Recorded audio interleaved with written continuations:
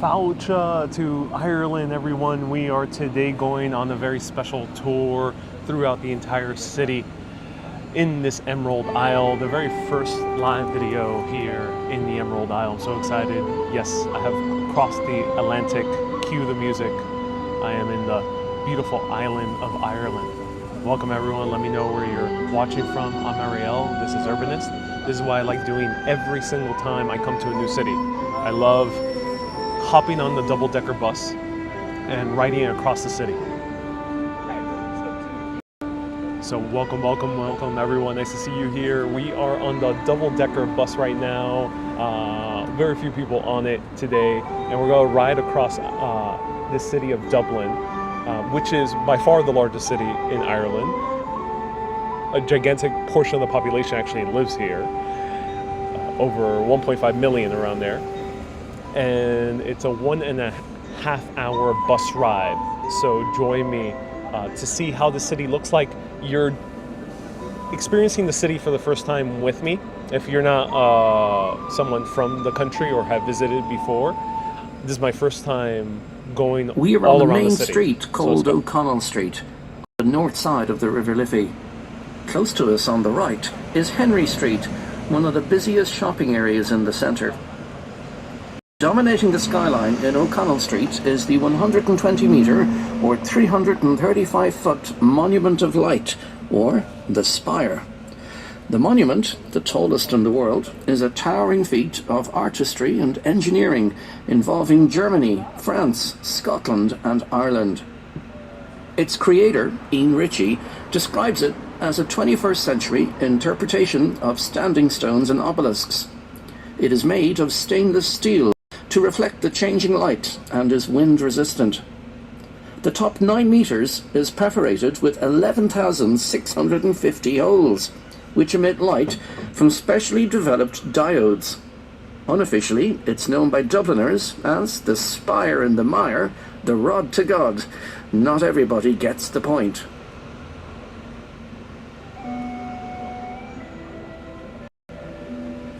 So this bus tour actually has speakers, which is awesome. Usually they're just headphones, so that's really cool. The magnificent building here to our right-hand side, with the 6 pillars, is called the General Post Office, or for short, the GPO. It took 3 years to complete this magnificent building, but just less than 100 years later, in 1916, it was the main headquarters of a military rising opposing English rule. A man called Patrick Pearse went outside and read out a proclamation stating our right to Irish. Fighting took place in and around O'Connell Street and the GPO for 5 days, during which time the building was gutted. The building itself was rebuilt in 1929 and is now the birthplace of modern Ireland. Dia de Hoop. Hey Aidan, thank you so much for saying hello in Irish Gaelic. In Irish. So everyone's hearing the speakers fine? Alright, perfect. So Judith, thank you so much for the compliment about my hands. Thank you so much. And Judith, you are right in your comments from the last video about face yoga. But that's for another video. So let's explore. I'm so excited. This is the first time experiencing with me. Did I get any sleep? So I took a red-eye flight. Red-eye means you fly overnight. And I lost time, so I am jet lagged, and no, I did not get any sleep. But this city filled me with such a warm, cozy energy that I just had to come out and see it, because I'll probably crash asleep after this bus ride.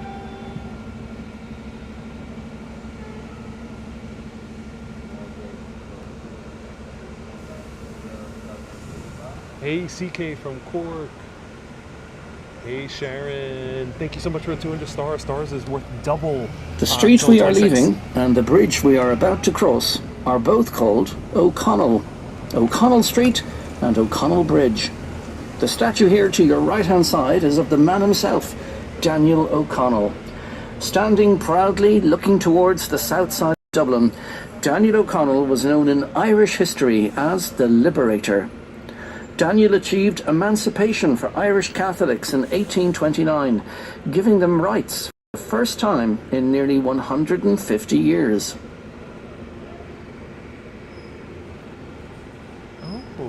old school skyscraper. Look at that.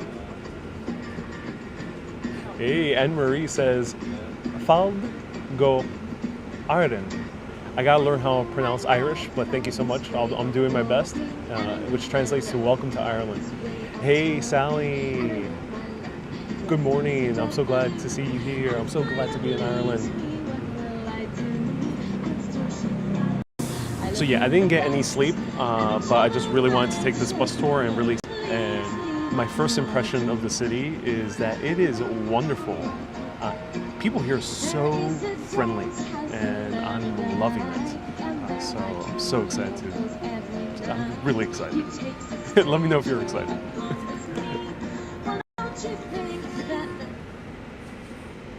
As we cross the bridge, if you look to your left-hand side, behind the railway bridge, you will see a magnificent building with a green dome.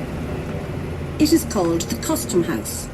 James Gandon, a great Georgian architect, was 40 years old when he arrived here. It took him 10 years to complete this building. Gandon feared for his safety throughout construction because of the merchants' opposition, so he constantly carried a sword with him for protection. He did, however, fall in love with Dublin, and following the building's completion, stayed here for the rest of his life.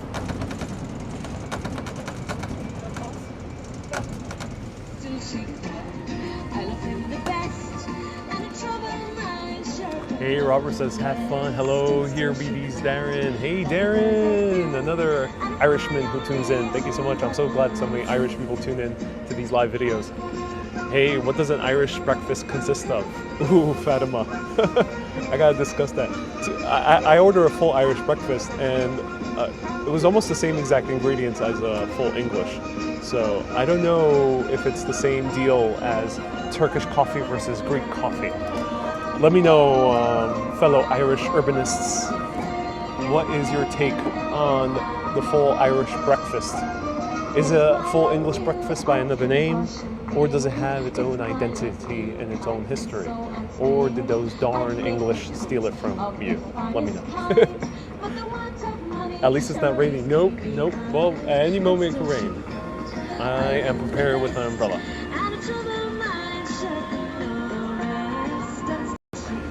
Helen is frozen. Yeah, it is pretty chilly, so I'm wearing a cardigan. It is 66 degrees Fahrenheit right now.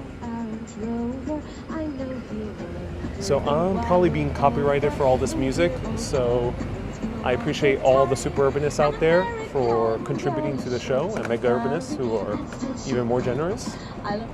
Huge shout out to Carol. On our left-hand side, we have Dublin's oldest educational establishment, Trinity College. There are over 100 windows on what is known as the West Front.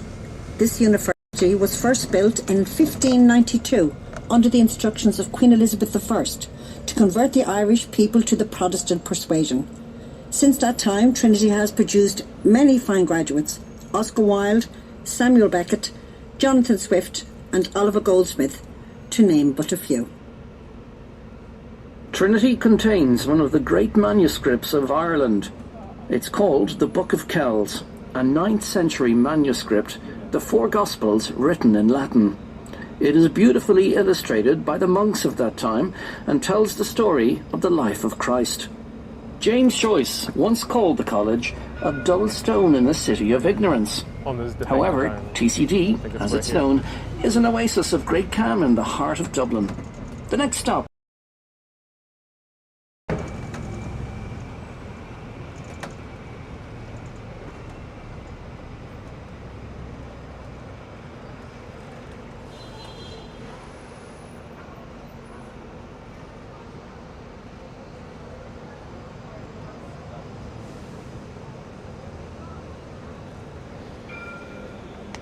So I'll definitely be going there myself. I'm not sure if I can film anything in there.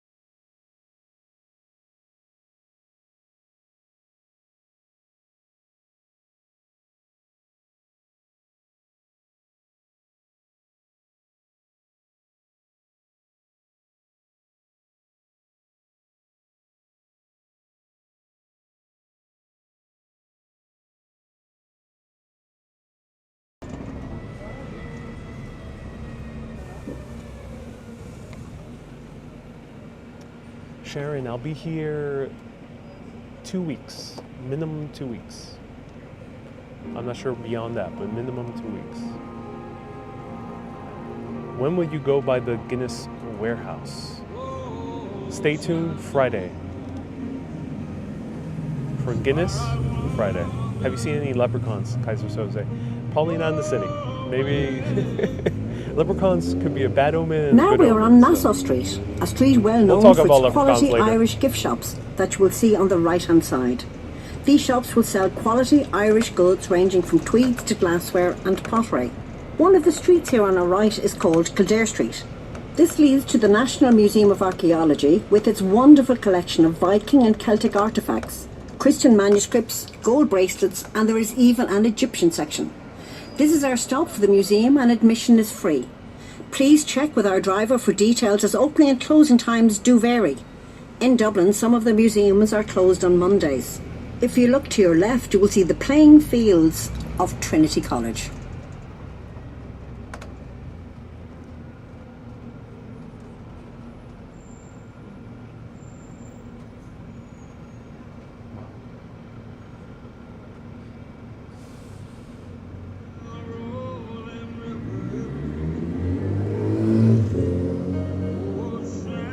Cynthia, para todo el mundo mirando en español, estamos ahora en Irlanda, en la ciudad capital, Dublin. Yo sé, hay una traducción en español para la ciudad de Dublin. Y estamos ahora en un autobús que está yendo por un recorrido por toda la ciudad. 1 hora y media. We are right now on a double-decker bus tour. I'm right now at the big bus tour one. And it's a 1.5 hour tour around the city. I took the very last bus, which is at 5 p.m. Irish time. Hey, Kilkenny. Oh, O'Brien's.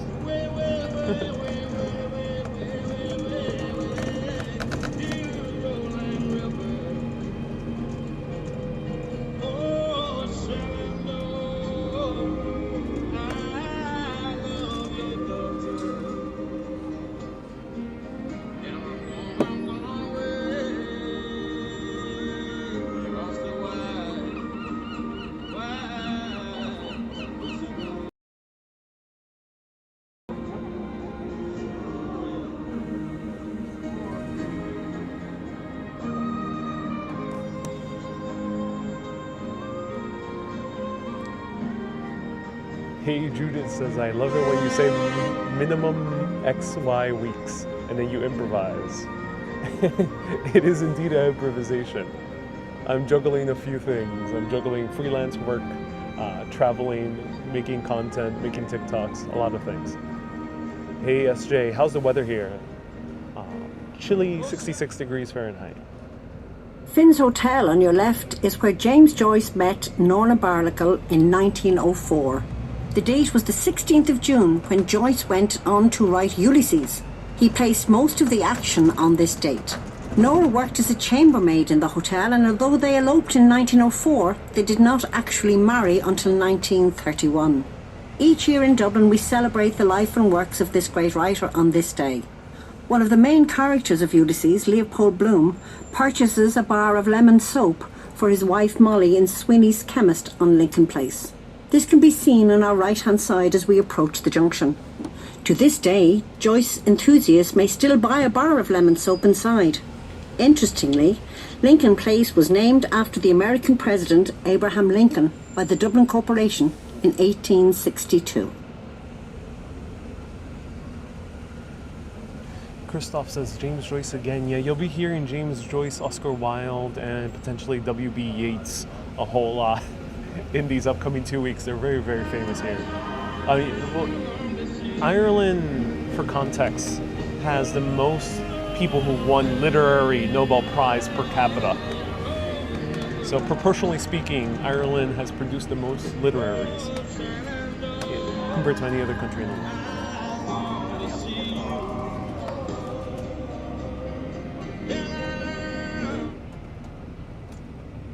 Look through the trees on the left and you will see a coloured statue of Oscar Wilde reclining on a rock. Oscar's quotes are world famous, including, I can resist anything but temptation. We are all in the gutter, but some of us are looking at the stars. If you could teach the English how to talk and the Irish how to listen, society would be quite civilized.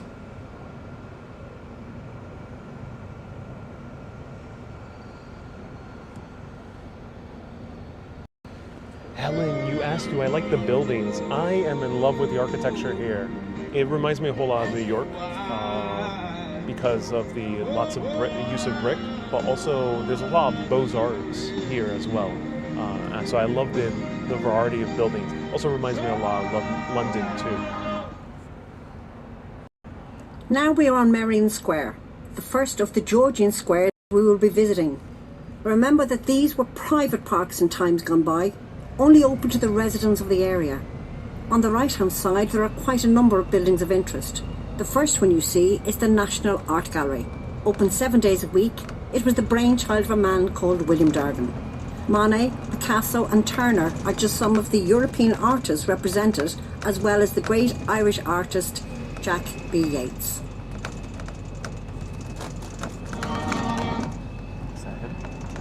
Right beside the art gallery is Leinster House.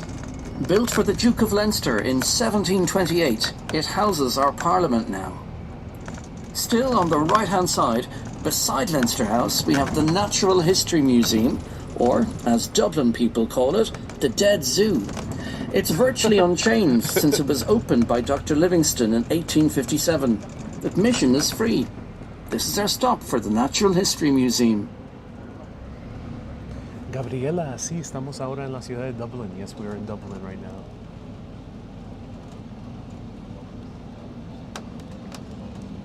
Wow, beautiful. So this is the Natural Museum, the Museum of Natural History here in Dublin. Dawn, thank you so much for the stars. On the right, the magnificent building that you see, formerly the College of Science, is now the office of the Taoiseach, or Prime Minister of Ireland. Taoiseach is the Irish word that means chieftain or leader. On the left-hand side of Merrion Street, just beside the Merrion Hotel, is the birthplace of the Duke of Wellington, Arthur Wellesley. We will mention Arthur again as we travel on our journey.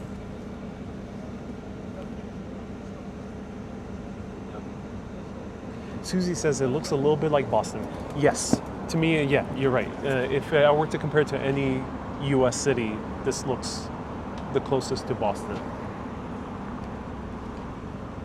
And it's an interesting coincidence that Boston is probably the city in the U.S. with the strongest Irish identity still.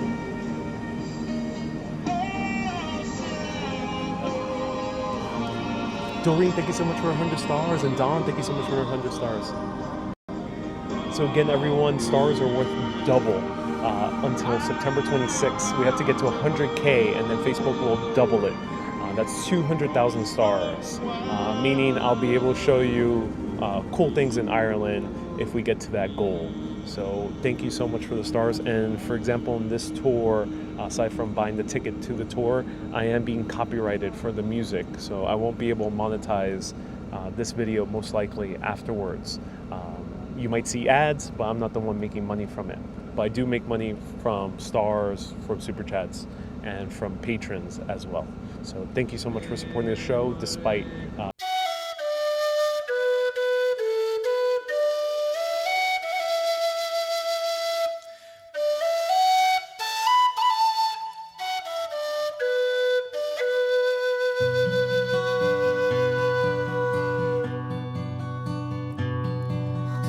all the money that e'er I spent it in good company, and of all the harm that e'er I've done, alas, it was to none but me, and all I've done for want of wit to memory I can't recall. So fill to me the parting glass, good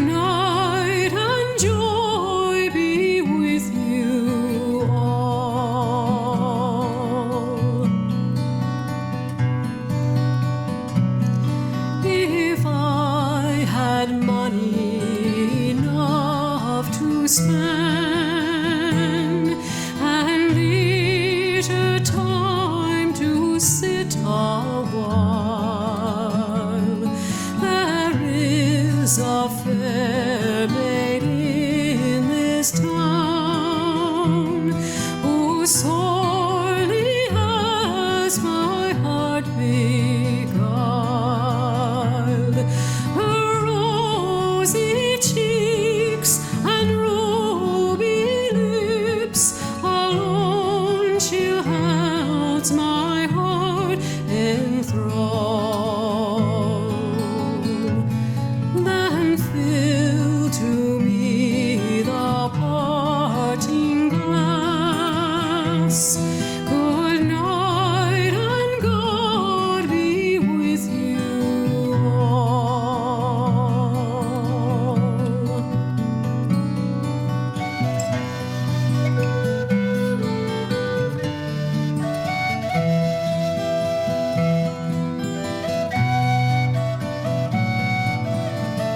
Form of transport was the horse. With that in mind, I guess those little shoe scrapers came in very handy. Nina, thank you so much for 100 stars, Nina. Oh wow, look at this. Now we are turning onto the smallest of the Georgian squares. It's called Fitzwilliam. This area was completed around Thank you so much for a $4 1838. super chat. By the time Have it was a glass of finished, ale. the fashion and wealth was disappearing from Dublin as the Parliament had been transferred to Westminster. Many of the people of wealth and influence were leaving Dublin to live in London. Jack, thank you so much. Jack says, have a glass of Bass Ale on me. Thank you so much for a $4 super chat. I will, at multiple points in these live videos, I will be featuring beer. There will be beer. There will be beer and whiskey.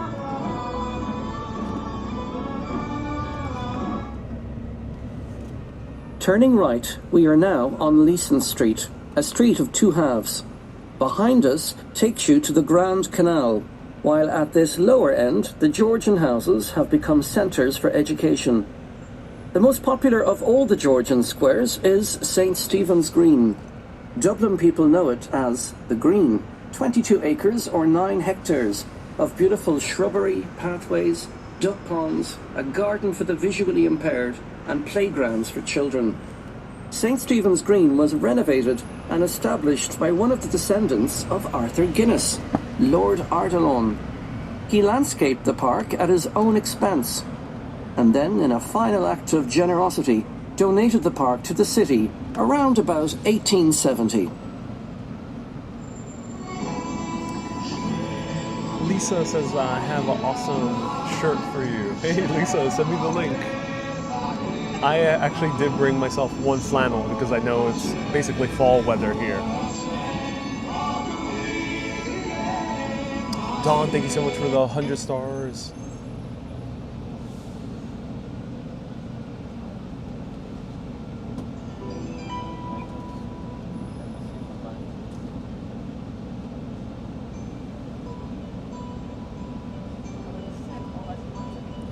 Shooting the Breeze says, the west of Ireland is where you'll find the Irish culture.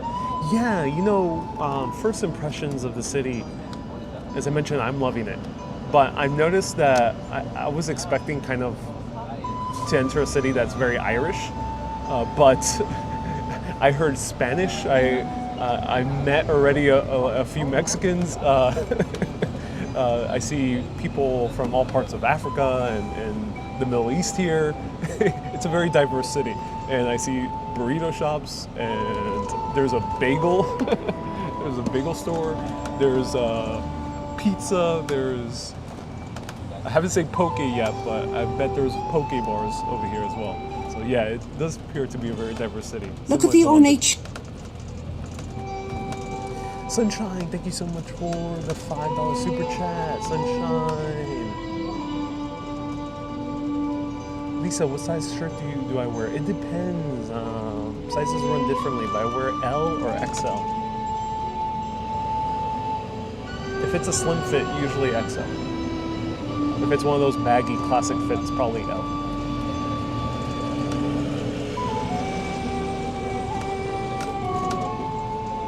Jonathan says, shop wisely. And here in Ireland has gotten very expensive. On the right is the majestic Shelburne Hotel, whose guests have included John F. Kennedy, Princess Grace, and Laurel and Hardy.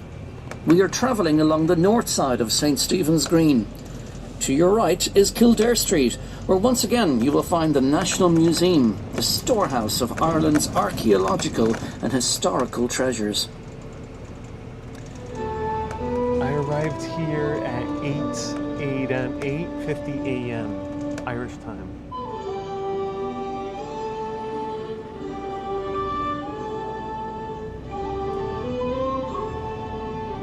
Helen says try out our Converse boots. You know, I actually do have a pair of Converse boots on right now. Jack says Guinness Stout is the espresso beers. Well, actually, Jack, it's funny you mentioned that because in the US we have something called Nitro Cold Brew, which is an innovation of cold brew coffee that was made directly inspired by stout, specifically Guinness. So Guinness is infused with nitrogen, hence it gets that kind of foamy texture that you would get with like an espresso. As we leave the stop and turn right, cappuccino. we go into Dawson Street. We will leave the Georgian part of Dublin behind. As we turn, be at your most observant, or you will miss the entrance to the smallest pub in Dublin on your left. Underneath the green sign, we have the Dawson Lounge. About 20 people can be accommodated inside, provided they are all standing upright. Over on your right-hand side is a very impressive building. It's called the Mansion House.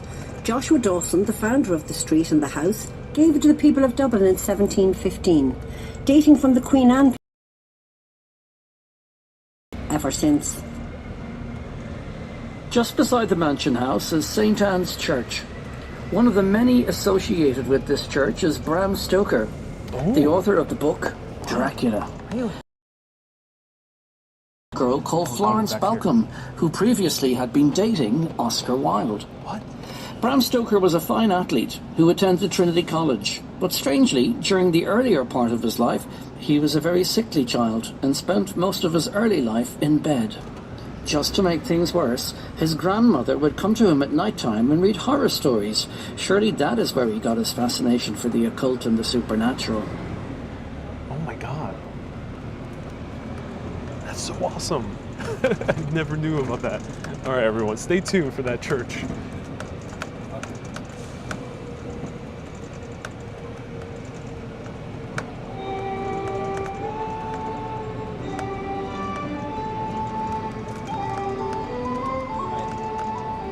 We got 2 super chats. Hey Brian, thank you so much. No shortage of pubs here.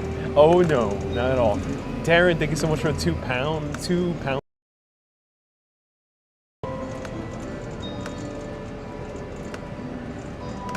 Ian says you're getting closer to Scotland each trip.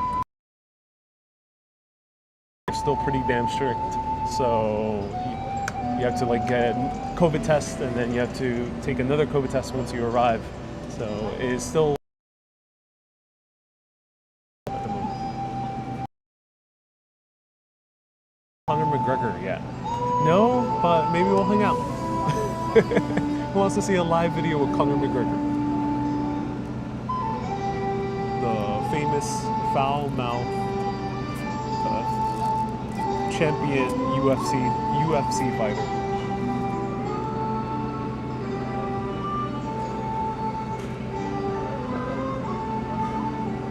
Hey Irene, nice to see you here.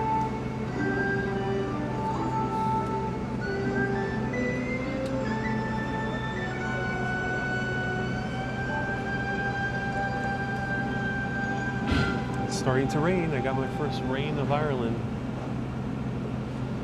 Hey Maria, thank you so much for the $10 super chat. Yay, Maria, thank you so much.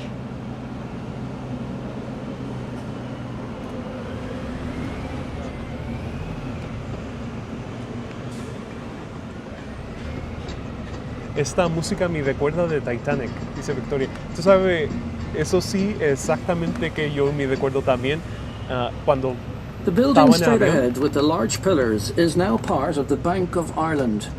It was originally built under British rule as the Irish Parliament. On your left, if you look closely at it, you will notice that it has no windows. All the light comes through from the roof. They say once you put your money in, it never sees the light of day again.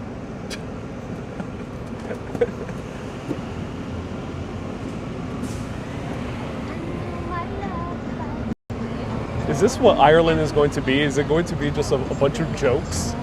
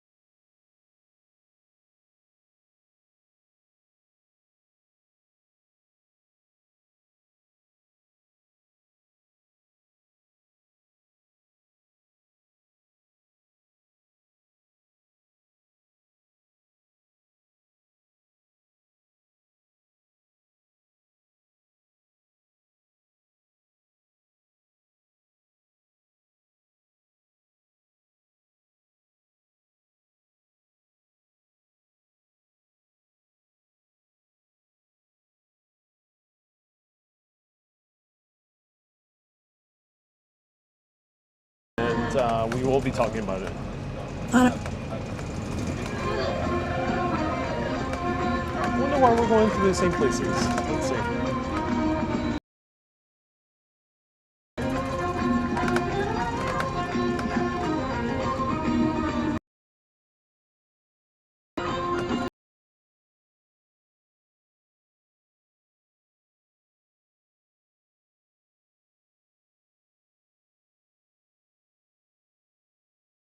Go to a new part of the city has to do this weird roundabout thing around the Bank of Ireland right over here.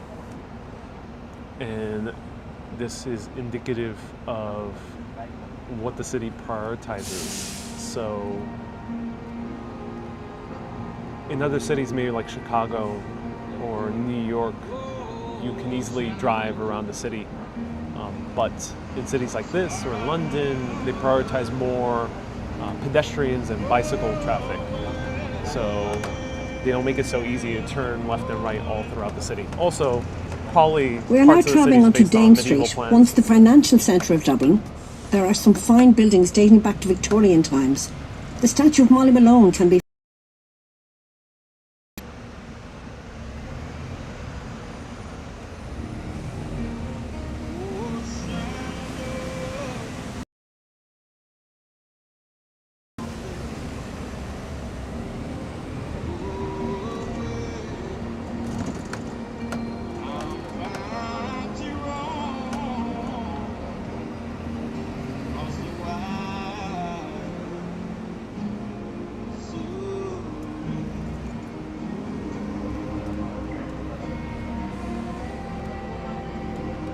Hey, MK, any castle tours? I have one particular castle in mind. Actually, not a castle, but a mansion that overlooks Dublin. That was the home of the Hellfire Club. I'm going to see if I can do a video As there. we continue along Dame Street, an area opens up on the right-hand side that is easily the most popular in Dublin. It is called Temple Bar. Crammed with all kinds of attractions, Hotels, hostels, art and photo galleries, pubs, restaurants, theatres, music and performance. Always popular by day and even more popular at night. Notice the little cobblestone streets on the right. This was the way Dublin looked in medieval times. Uh-oh. 70s style building with all these older 1800s buildings. So this is where Dublin began as a medieval city. The walls of Dublin, which were very imposing, were along here, with huge gates, and just inside one of the gates was an impressive fortress. Dublin Castle was founded in 1204 under the instructions of King John of Robin Hood fame. During its time it has been a treasury, a law court, a prison, a parliament, a fortress and the centre of British administration, which governed Ireland for 700 years until 1922. Look what we found. American style diner. Eddie Rockets rather than Johnny Rockets. Now we are passing City Hall. That's the very impressive building on your left-hand side. We are now right in the heart of the medieval city. Some of the names on the streets here reflect the oldness of the area. Copper Alley, Skinner's Row and Cow's Lane. One of the streets to the right-hand side is called Fishamble Street, taking its name from the words fish and shambles, which means markets. On the 13th of April 1742, the world premiere of Handel's Messiah took place in O'Neill's Music Hall on Fishamble Street. Handel requested that the ladies remove the hoops from their skirts and that the gentlemen leave their swords at home in order to make more room for the 300 or so guests in the tiny music hall.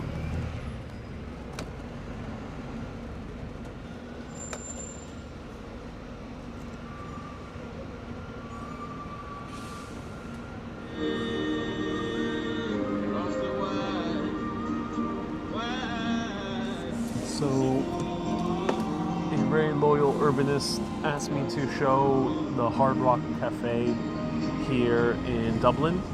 So to Patty, while the Normans were very good at building castles, they were equally as good at building cathedrals. Just ahead of you there is a wonderful example of their work, the impressive Cathedral of the Holy Trinity, better known as Christ Church. It is one of Dublin's oldest buildings, dating back to the 12th century. Undercroft in both Brick Eve to hear the cathedral bells ringing in the new year. While the gnomes were very good at building castles, thank you so much for a $5 super chat. The area of 44 acres or 17 hectares. It was a walled city developed by the Normans. At the height of its fortifications, it had 42 towers, 6 major gates, and of course the massive Dublin Castle. Poor old Dubs, what they had to put up with. Floods and fires, plagues and diseases, not to mention the constant attacks from rebels living outside of the city walls.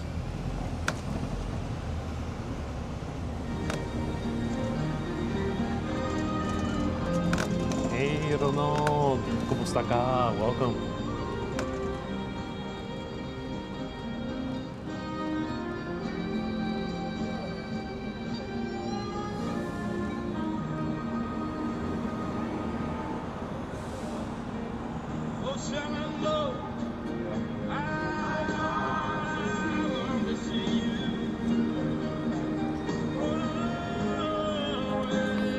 Is this the church on your right? Says Julie. Yes, it is. Christ Church, one of the oldest churches in Dublin, which we will also pass by on our walks.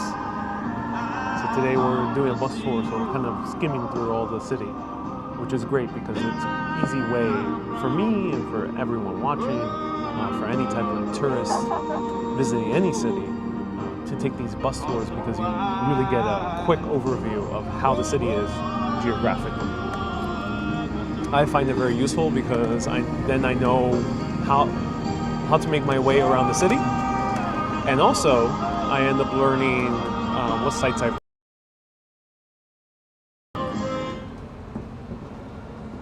The medieval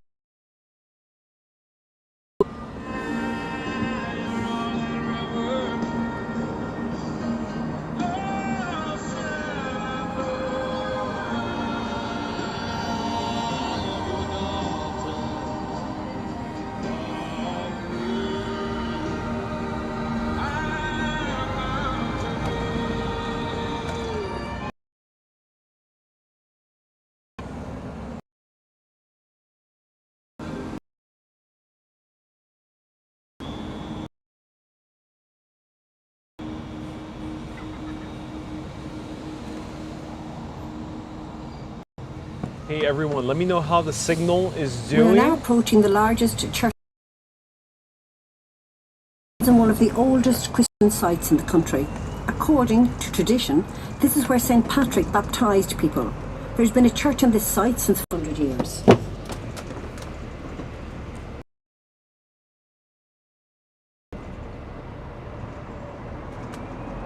In 1870, one of the descendants of Arthur Guinness, Sir Benjamin Lee Guinness, poured a huge amount of money into the restoration of this cathedral. If you look to your left, you'll see a black statue of him. Some might say he's looking at the bill and saying, how am I going to pay for all of this?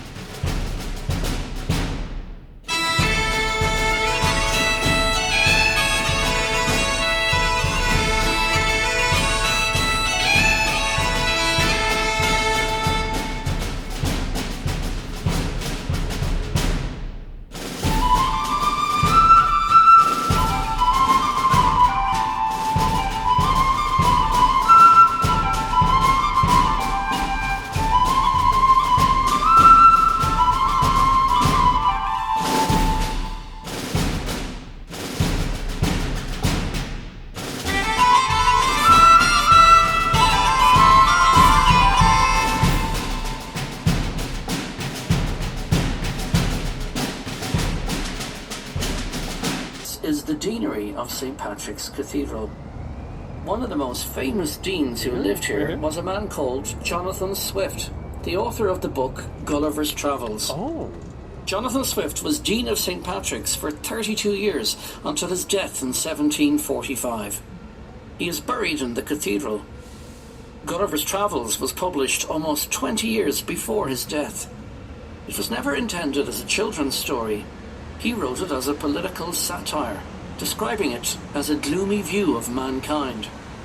In another story, he once suggested that all children of Dublin be fattened, boiled alive, and eaten as a way of solving the problems of the poor. Some might say he was ahead of his time.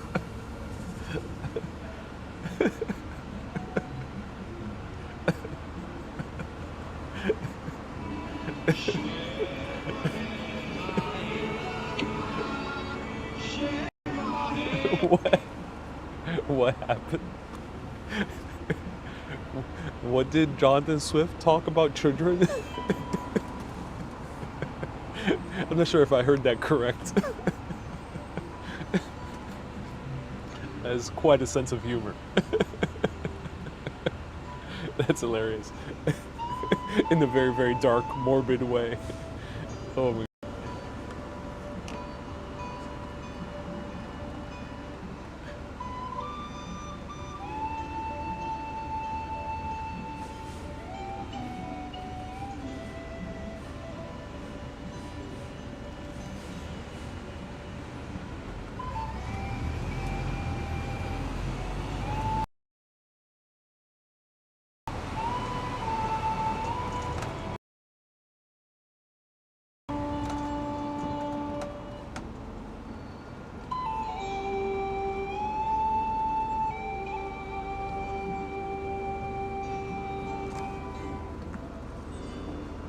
Irene, thank you so much for the 95 stars. Emma says, Irish humor. Indeed it is.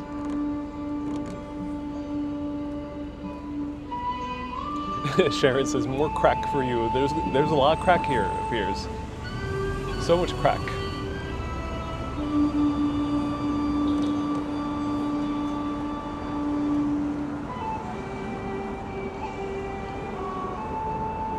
It was a book called The Modest Proposal. Now I will be looking into that Jonathan Swift book, A Modest Proposal.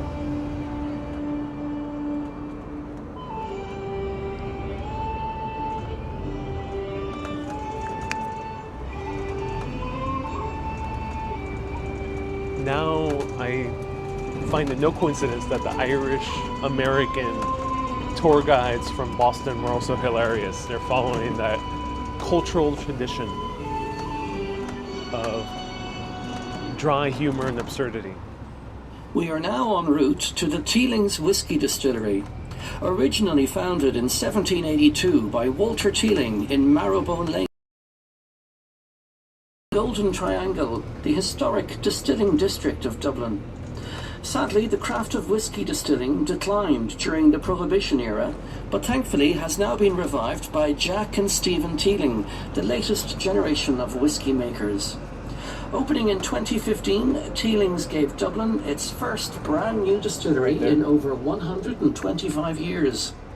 A fully functional pot-still distillery and producing over 500,000 litres of spirit each year. Here you will discover the sights, sounds, smells and tastes of a true working distillery. Remember that this stop is only served by the Blue Line. Why is the tour bus so empty, Nina? Ireland is much more expensive than Italy and Greece. And I think that might be one of the reasons. It also does not get as much tourism as those two other countries. And then I think the other factor is that they just recently lightened up on restrictions. So just recently they allowed people to come in with just proof of V, and that's all you need. Linda, what do you think about Dublin so far?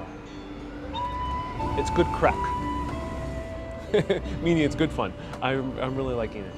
Ooh, did this used to be the industrial area? Oh, yeah, this used to be the industrial area. A curious incident occurred here on June 18th, 1875.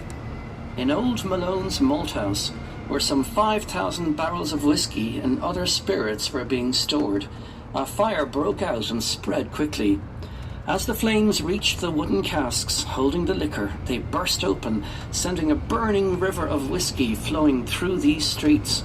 The flow measured 2 feet wide, 6 inches deep, and stretched more than 400 meters.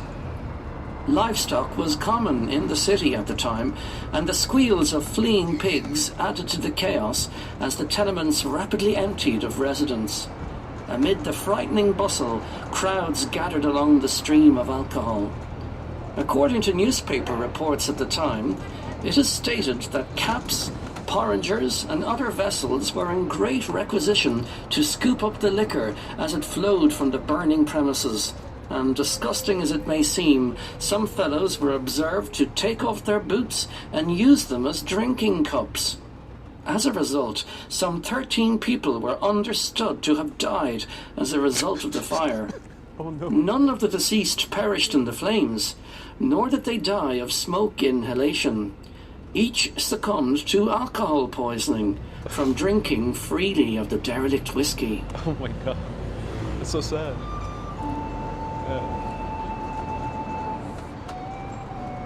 I laugh, but that is very sad. That has happened in New York before as well during Prohibition.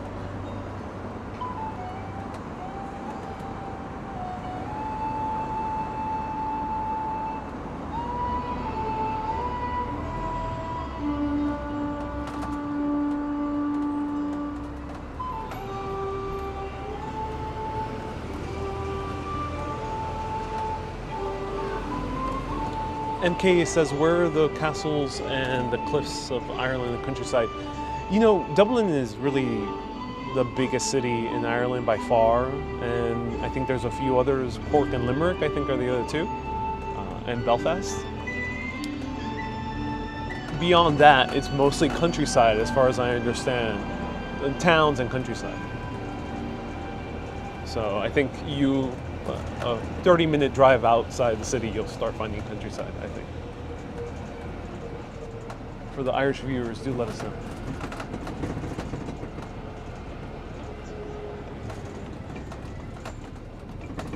Yeah, we're right now in the industrial area. What used to be an industrial area, Ireland never really went too heavy into industry. England or Britain preferred it that way because storehouses used to store vital ingredients. One of these storehouses has been changed into a state-of-the-art exhibition centre. 7 floors crammed with all kinds of Guinness memorabilia. Here you can find out how Guinness is made. Look at the advertising over the years. See the art of coopering. And at the end of the tour, have a complimentary pint of Guinness in the gravity bar, offering a fine view of Dublin City. This is our stop for Guinness. Please help us to keep our bus clean by taking all of your belongings and litter with you. Thank you. Oh, it's getting chilly. It's scarf weather.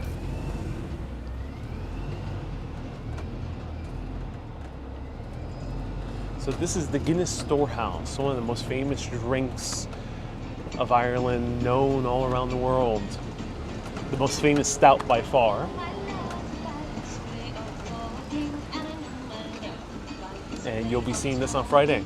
They're allowing me to film inside, and they were so kind enough to compliment a ticket. So you'll be seeing this on Friday.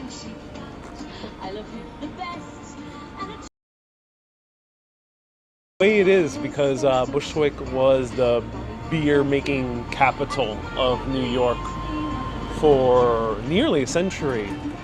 I think we're right now in the same type of area.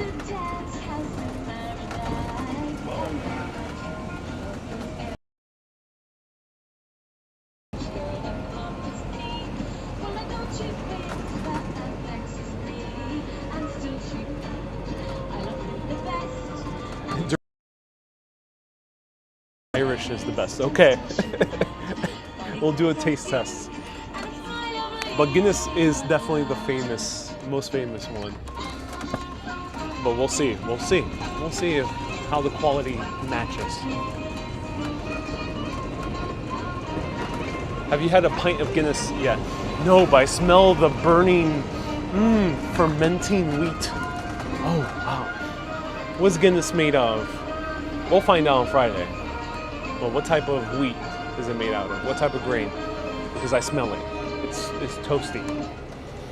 Oh, it smells good. The area around here is known as Guinness's Brewery, a 64-acre site. When Arthur Guinness bought the land in 1759, he took out a 9,000-year lease. He paid £100 for it at an annual rent of £45 per year. What a bargain. When he started, he brewed ale.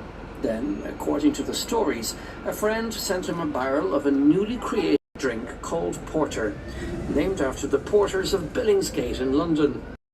Arthur was impressed, and 30 years after he had started brewing ale, he stopped and started brewing porter.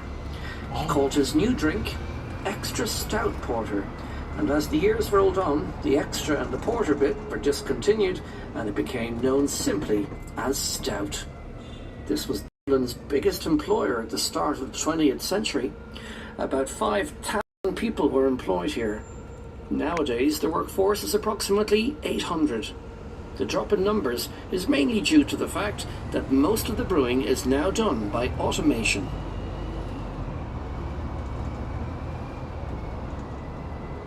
Nord says I can exit at any stop. Yeah, I can. But the reason I'm taking this bus tour is to do the entire thing in one go. I paid $23.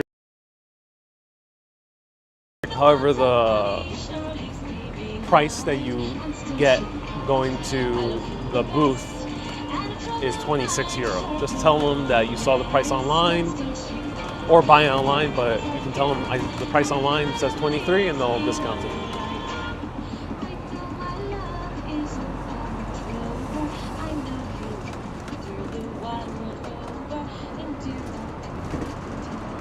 Wow, beautiful church.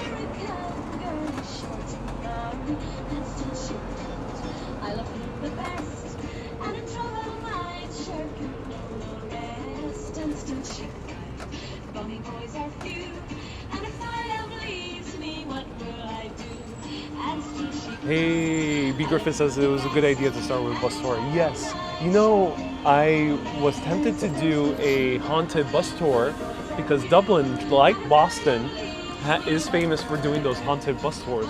But they're not running. They're not running until October. And I'm so sad.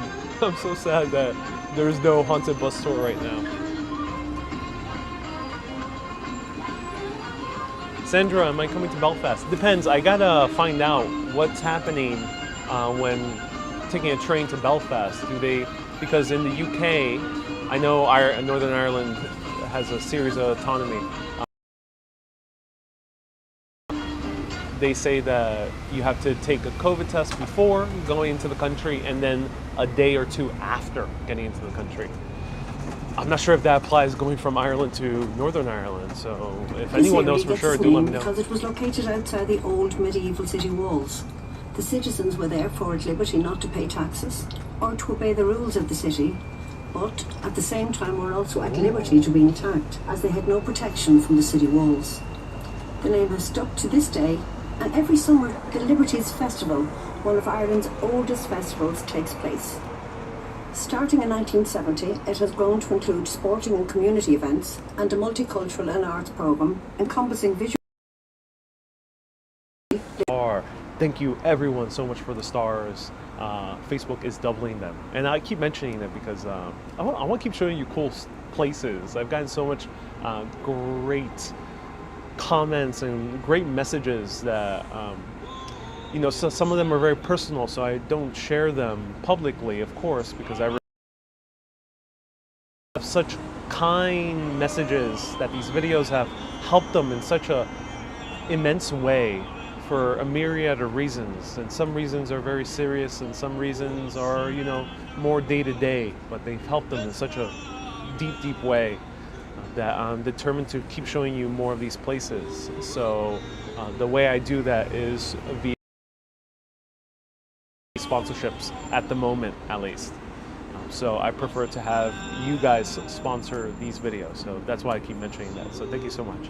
All right, let's keep on seeing the views.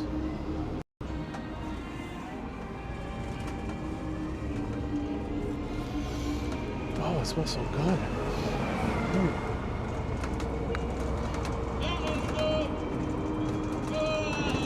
Hey, Laureen, aloha.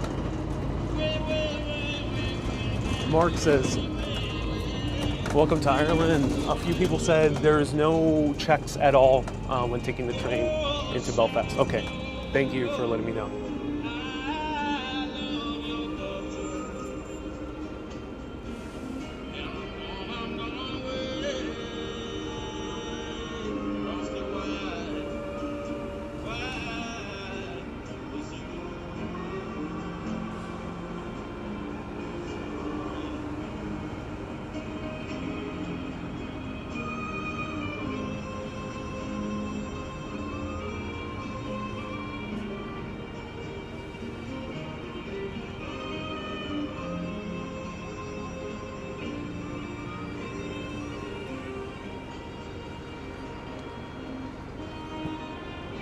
And slam that like button. Slam that like button right now. Thank you so much for reminding everyone. Ludo, slam that like button. Facebook also does not know that people want to see these Irish videos, Ireland videos right now. To YT, the algorithm thinks people watch my channel for New York only. So there are urbanists out there who to traffic congestion and slightly different to your brochure. Soon we'll station. We apologize for the small change. The Irish have produced language, including Nobel winners such as William Butler, Samuel Beckett, and Seamus Heaney. Include Jonathan Swift, who wrote Gulliver's Travels, Bram Stoker, who wrote Dracula, and the man who revolutionized the world of letters, James Joyce. Browsing in bookshops, you will come across other writers: Patrick Kavanagh, Joseph Sheridan Lefebvre. So to finish off what I was saying, there are urbanists out there on YT that would love to see videos about Ireland, but the algorithm isn't really that intelligent and it's not showing it to them. But the way you can help with increasing those chances, like it popped up on your own feed, is pressing that like button. And also you'll be seeing these videos and on your feed more and more. Susie, thank you so much for the 500 stars. Nina says, buy a hat. I have a raincoat where I have a hoodie. But I'm not wearing it right now. But don't need too much protection at the moment. Except for that dark looming cloud. Soon I will. I need a jacket. This is cold. It's chilly. Dr. Tachi, nice to see you here. Marianne, thank you so much for 500 stars, Marianne. Alessandra says, Ariel's my favorite travel vlogger. I hope you're not offended. I'm not offended at all.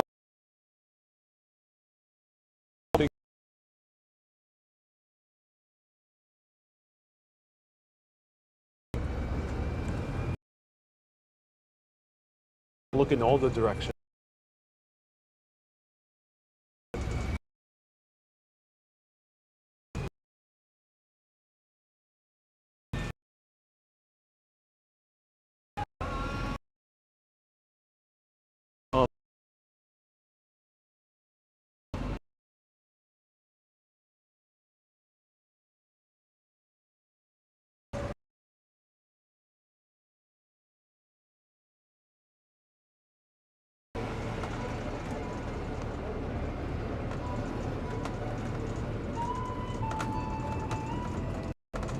Roger! Did Roger become a member?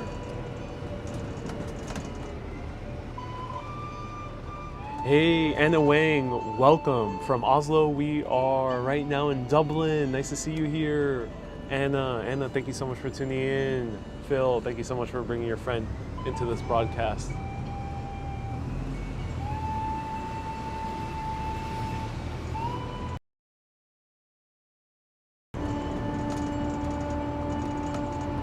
Joe, I say, I get any sleep? I did not.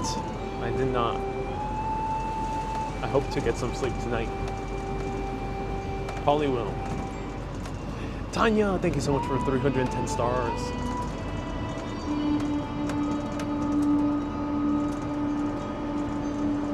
Roger, thank you so much for becoming a super urbanist. Ooh, Guinness. This appears to be the Modern Factory.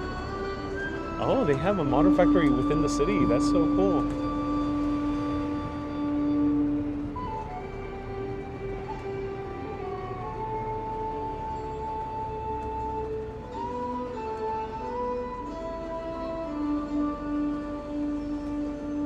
All these bridges remind me of the Gowanus. Yeah, I mean the River Liffey is really dark, as you can see.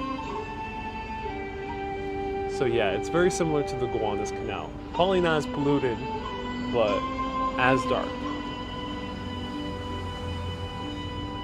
Sunshine says the canal is actually filled with beer. It looks like that. It might as well be a stout. It might as well be. Hey, Panajotas, nice to see you here. Thank you so much for tuning in. Susie says, you'll sleep well tonight with a little glass of Guinness. I'm tempted. So for any Irish viewers out there, especially the Dubliners, do you have any food recommendations that I can grab a bite before I make my way to sleep?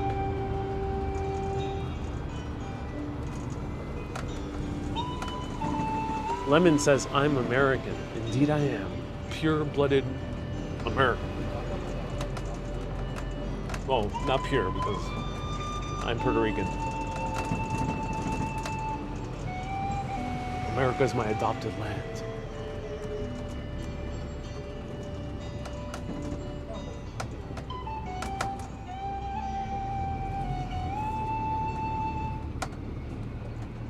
We are now crossing the River Liffey. The river divides the population of the city into two parts, north and south, but not evenly, because about 2/3 of the population live on the south side. Called to commemorate a visit to Dublin by King I. The criminal courts of justice are coming up Debbie, on the thank right-hand you so much for 30 side, stars. consisting of 22 state-of-the-art courtrooms, and it's 11 stories high. It opened its doors in 2010. Sometimes you can see the national press and TV media anxiously waiting for details on any newsworthy trials.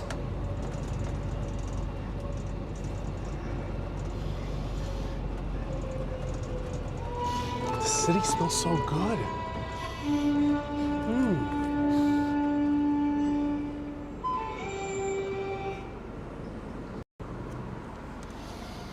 It smells like a good meat pie, literally. Wow. First we get the smell of toasted hops, and then we get the smell of meat pies. Oh my God, this is a good smelling city. Very different from New York. Walk Right Fly says, wait a minute, you were just in New York. Yes, I've uncovered the secrets to teleportation. Thank you so much for tuning in, Walk Right Fly. Going into a park. The size of this park has to be seen to be believed. Officially 1,752 acres or 709 hectares with 7 miles or 11 kilometres of wall. Just to get that into perspective, you could fit Central Park in New York into this twice, or Hyde Park in London could fit in 6 times. Wow. A wealth of rolling grassland, expansive city panoramas, shaded woods, curious monuments and some noteworthy buildings. Okay, it's raining. I gotta go underneath the covers.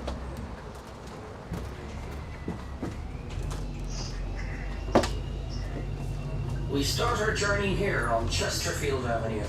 This main avenue is 2.5 miles or 4 kilometres in length. It goes right through the centre of the Phoenix Park. On either side you will notice gas lamps.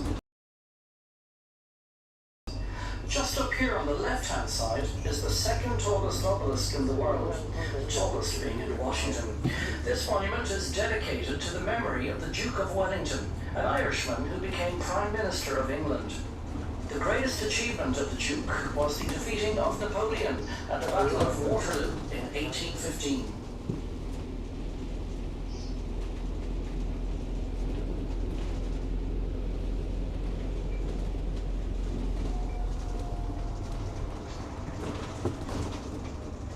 Walker Fly says you've been going to,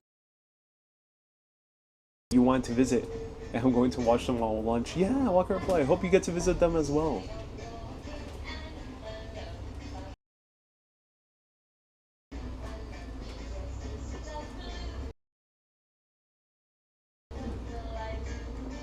B. Griffin says I want 100 passengers on board. Yeah.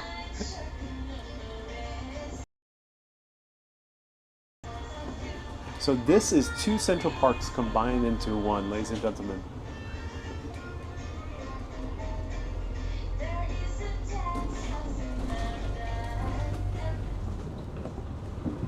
Now we have almost reached the entrance. On our left is the People's Garden, the only place in the park where flowers and shrubs are deliberately planted. As we get nearer to the entrance, can you notice something strange? Yes, there are 4 pillars and 4 lanterns, but there are no gates. The gates were taken down in 1932 by the park authorities to a company called the Eucharistic Congress. The story goes that the park authorities stored away the gates so successfully that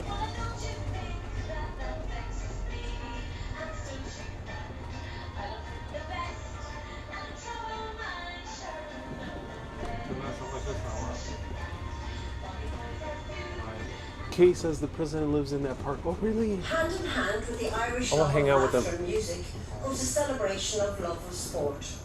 The Irish national holiday is celebrated on St. Patrick's Day, the 17th of March. A whole series of events, including a very impressive parade, is built around this time. Each autumn, Dublin's rich literary heritage is experienced in the Dublin Theatre Festival. It runs for the first 2 weeks in October. The highlight of the Gaelic Games is the All-Ireland hurling and football finals. Now,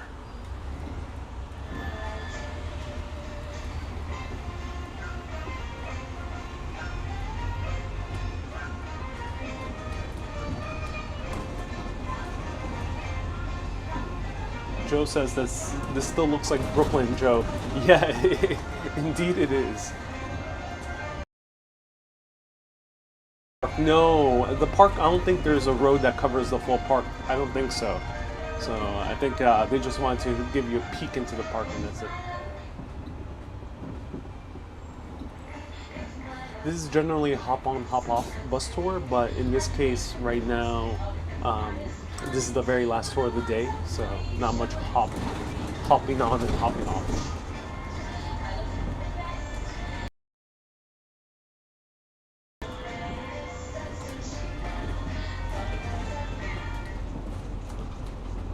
Now we are back to the River Liffey again. It's on our right-hand side. Over here on the left is a green area with a strange name, Croppy's Acre. The reason it's called Croppy's Acre is because buried here on the left, beneath the granite slabs, are about 1,500 Croppies who took part in an ill-fated rising in 1798. The name Croppies comes from the fact that their hair was tightly cropped. Behind barracks, built in 1701, in the world at that time. Nowadays, it is part of the National Museum, specializing in decorative art, showing the social, economic, political, and military exhibits, weaponry, furniture, folklore, costumes, silverware, ceramics, and much more. Mildred, thank you so much for 50 stars. Fernando, oi, tudo bem? I wish I knew more Portuguese, but am I with family?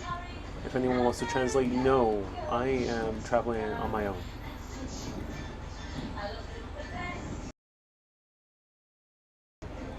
Tani, is the employment in Dublin mainly industrial? No, Dublin has never really been an industrial hub like London or Manchester or Liverpool or many other cities in Europe.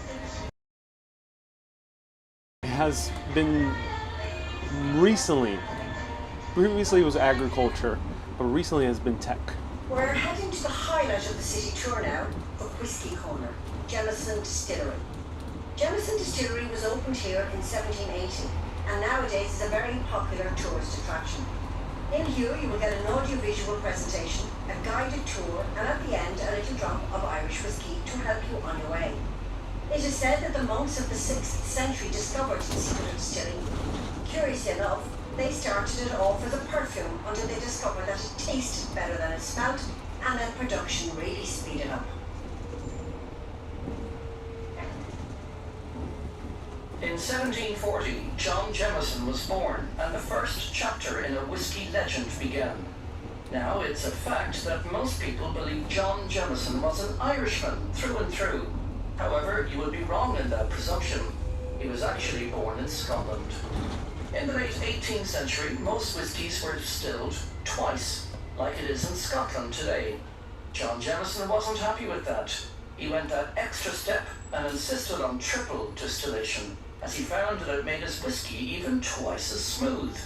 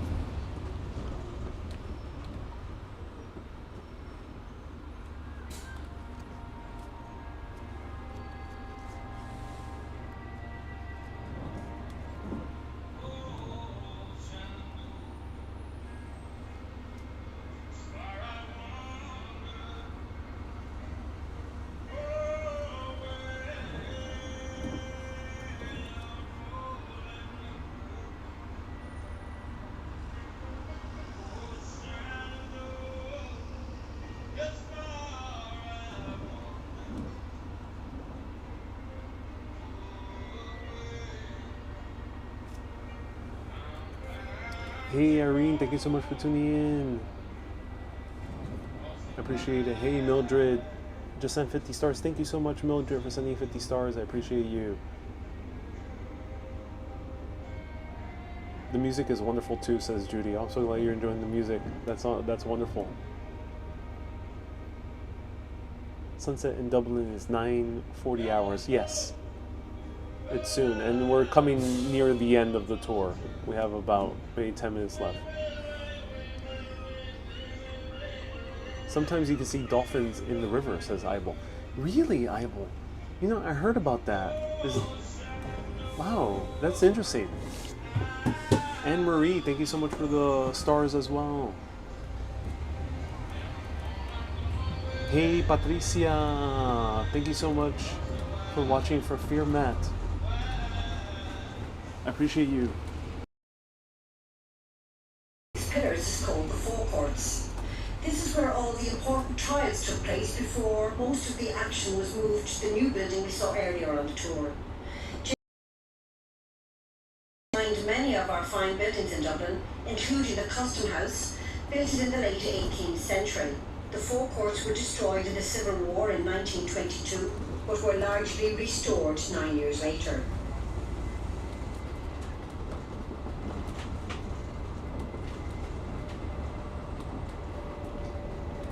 Wendy, you asked what am I going to eat later? Oh, I don't know. Anne Marie sent 200 stars. Thank you so much. Hey, Siennathis from Yorkshire. Welcome.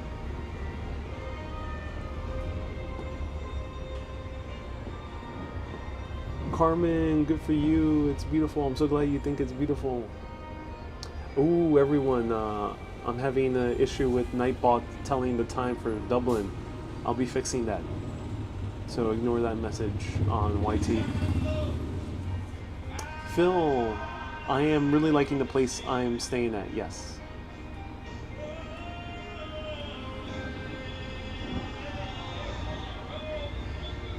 Hey, Eibel. When did you arrive in Ireland, says Leanne. Now we are approaching a green bridge known as Grattan Bridge or Capel Street Bridge. Just beyond the bridge, on the right-hand side, is a hotel called the Clarence. 3 buildings after the bridge, you will notice the green domed penthouse. The present owners of the Clarence are Bono and the Edge of U2, one of Ireland's biggest cultural exports and success stories.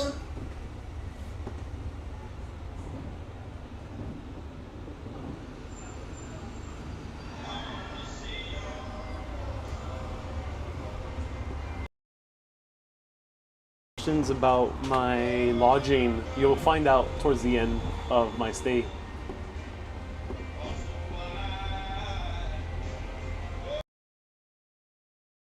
One of the most distinctive of the Dublin bridges is the Haley Bridge. That's not its real name. It's officially known as the Liffey Bridge, but because there used to be a tax or a toll of half a penny to cross, its popular name is the Haley Bridge. You will see it on your right. After a major refurbishment, it is now back to its original colour of 1816. One day, 2 men approached the tollkeeper and asked him if there was a charge for baggage. He said no, so one man hopped on the other man's back and was carried across 2 for the price of 1. This bridge is one of the busiest crossings of the River Liffey. It links the shopping area of Henry Street on this side with Temple Bar on the far side.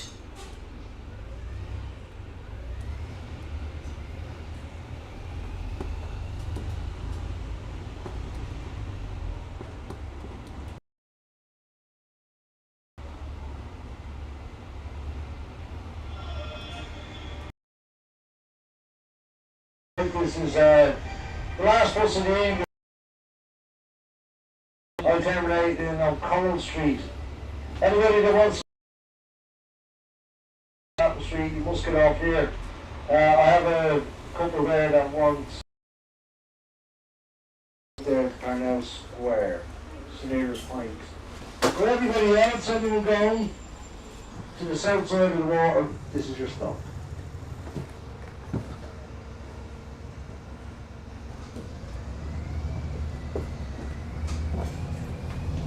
Yeah, stop 20, sorry, you said 24, it's 24, beg your pardon.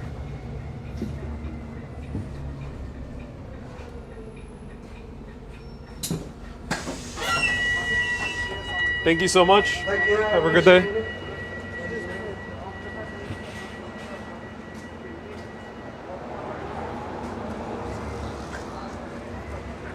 All right.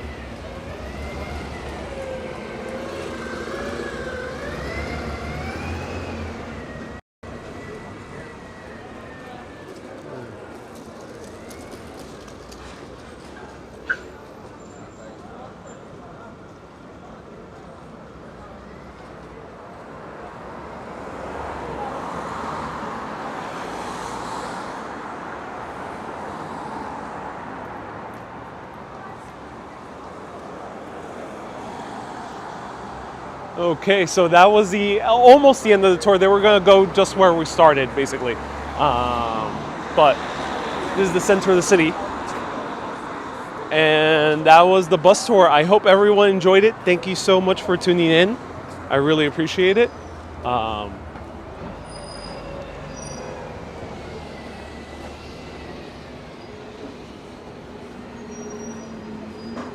There is. Let me go over here to the main avenue. And I'll point out where we started. There's a donut shop here. It just looks so good. And you'll be seeing me walk around every day at 4 p.m. daily. 4 p.m. daily. So thank you so much for tuning in, everyone.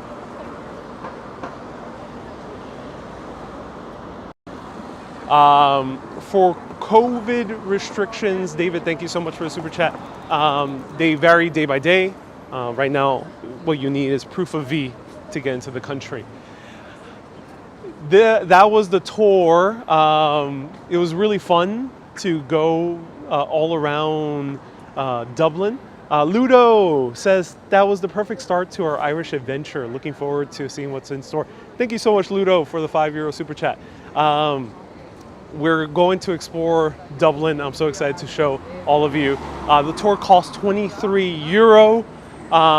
If you buy from the online price, go up to the storefront, they'll charge you 26, but you tell them that's cheaper online and they'll give you the online price. So €23 I spent to take that bus tour.